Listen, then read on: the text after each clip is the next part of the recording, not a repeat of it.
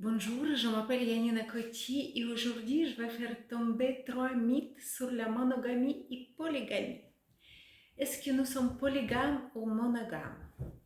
Le mythe numéro un que je vais faire tomber aujourd'hui, le plus romantique. J'ai regardé la fidélité chez les animaux et déçu par des signes.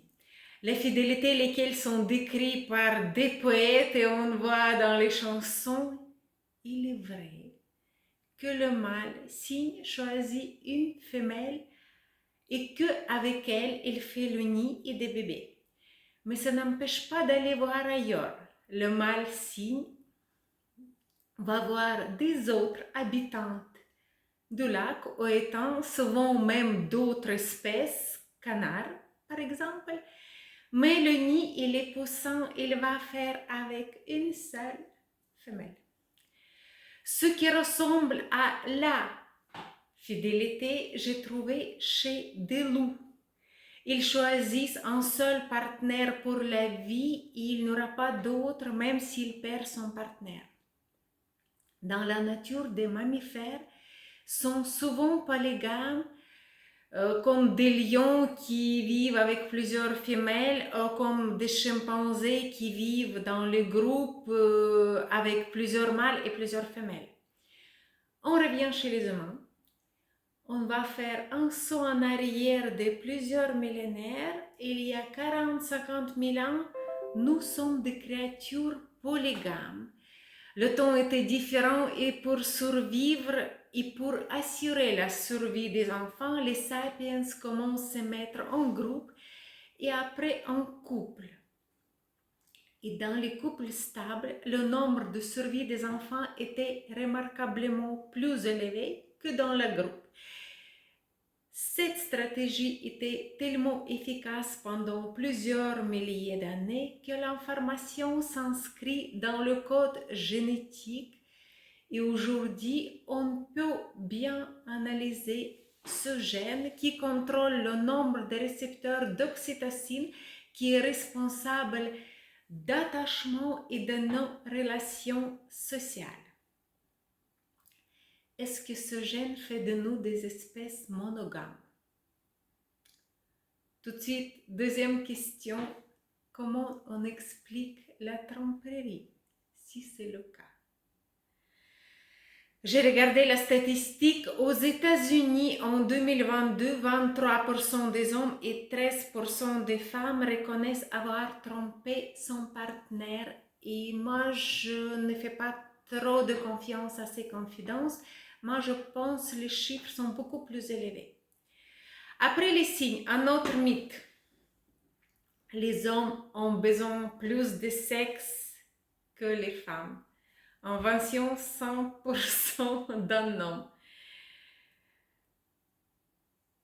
Aussi sur la statistique, les hommes ont tendance à surestimer le nombre de ses partenaires et les femmes à sous-estimer.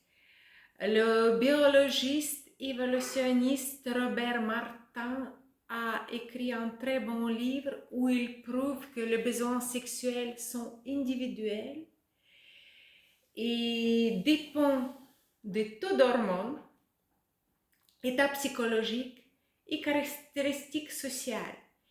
Il n'y a pas de caractéristiques purement masculines ou féminines.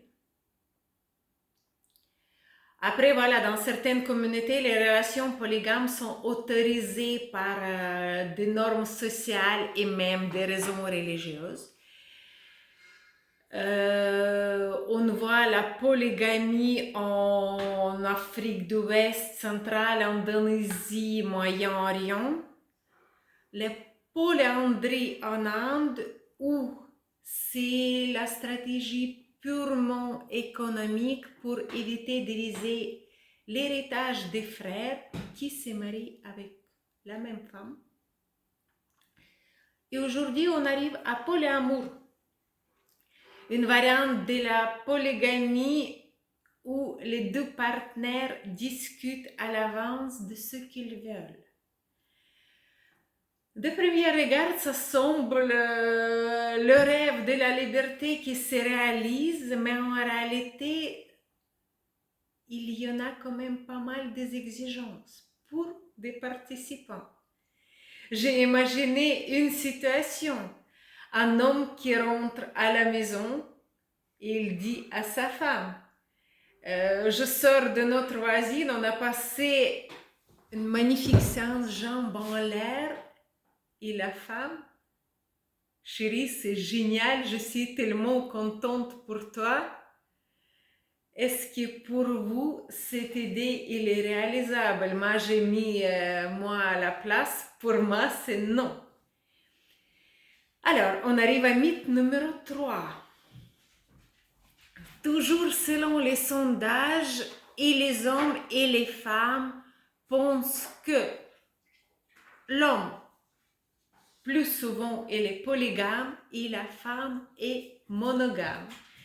La question que je pose en ce moment-là, si les hommes sont polygames et les femmes sont monogames, avec qui les hommes sont polygames?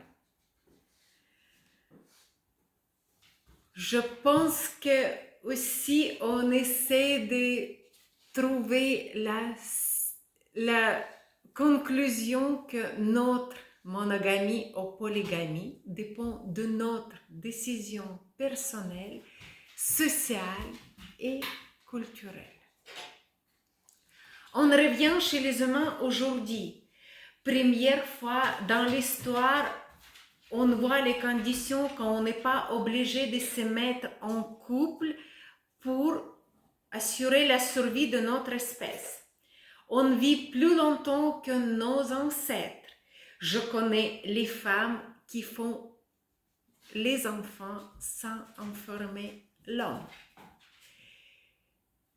Une personne peut choisir une forme de comportement sexuel sans tenir compte des limitations évolutives, génétiques, ni les règles sociales, ni religieuses.